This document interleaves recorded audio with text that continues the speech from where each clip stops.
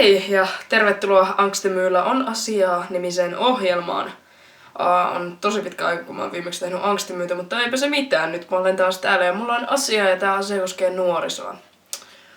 Ensimmäinen juttu, mitä mä en ymmärrä nuorisosta, siis itsekin kuulun nuorisoon, mutta tää niinku on ehkä vähän niinku stereotyyppistä nuorisoa, mitä tulen tapaamaan, tai siis tapaan monta kertaa päivässä tämmöisiä ihmisiä, niin mä ihmettelen, että mistä niinku nämä seuraavat asiat tulee.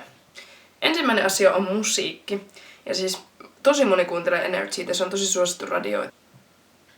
Pepeä ei kiinnosta. Energy pääsee käsiksi kaikkeen maailmalla tehtyyn musiikkiin, siis johon on otettu tekijänoikeudet, mitä ne voi soittaa.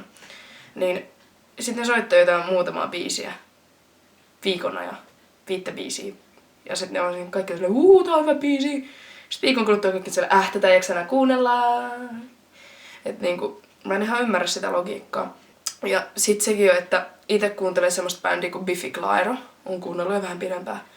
Okei, sit mä kuulin, että Biffy Clyro tulee keikkailemaan Suomeen. Ja sitten mä sanoin mun kaverille, hei Biffy Clyro tulee Suomeen, että haluatko sä lähteä kattoo? Mun kaveri on silleen, kuka vittu on Biffy Clyro? Siis se on yksi hyvä bändi, että tuu ihmeessä kuuntelee munkaan. Et niinku, se on tosi mahtava bändi. Soittaaks Energy niitten musiikkia? En tiedä, Energy vähän soittaa vähän erityyppistä musaa, mutta lähden nyt kuuntelemaan. En mä taida. No, sit mä menin sinne keikalle ja vähän ennen sitä keikkaa, niin niitten uusi albumi julkaistiin. Ja sit mä juttelin sen mun kaverin kanssa. Hei Ankka, oot sä menossa vielä sinne Biffy Clyron keikalle? Joo, oon mä menossa. Kuin niin? Eikö se niitten uusi albumi on ihan saatana mahtava, siis tykkään ihan vitusti. Ois pitänyt lähteä sen mukaan. Ajaa. Mikä muutti sun mieleen? Mä kuulin niitten sinkun Black Chandelier, se soi tuolla Energyllä. Siis oikeesti. Se, että se soi Energyllä, yhtäkkiä se bändi on niinku hyvä. Come on, oikeesti.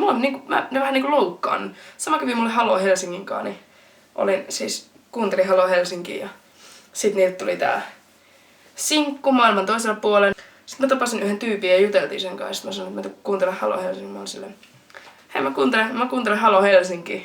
Siis Halo Helsinki vai? Siis se on mun lempibändi. Mä rakastan niitä ihan hirveesti.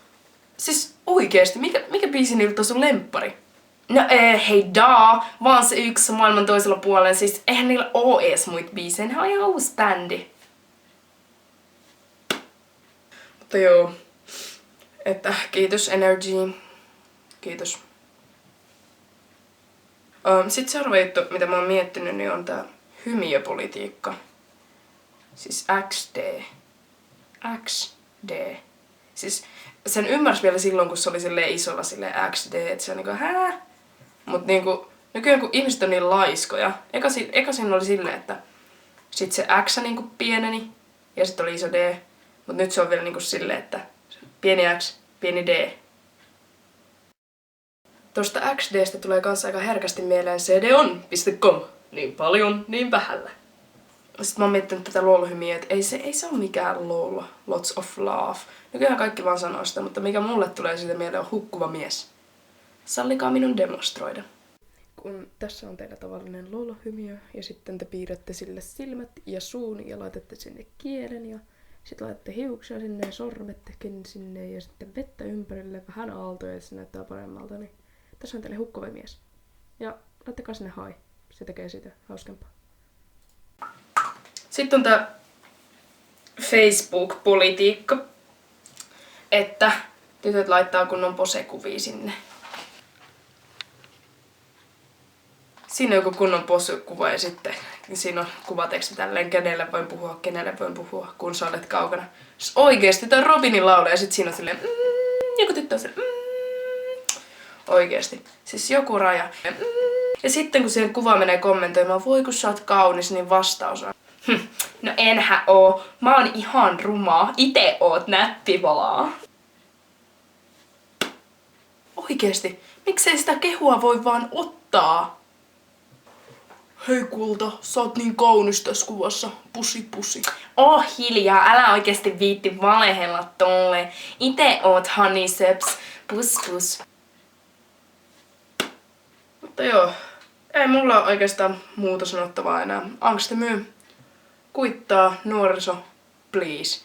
Tai siis me nuoret. Voidaanko me tehdä jotain, että tämä maailma olisi parempi? Please. Siis jotain. Ihan pieni juttu voi auttaa ihan suunnattomasti. Pepeä ei kiinnosta. Niin kuin vaikka joulun vähentäminen. Oikeesti. Please.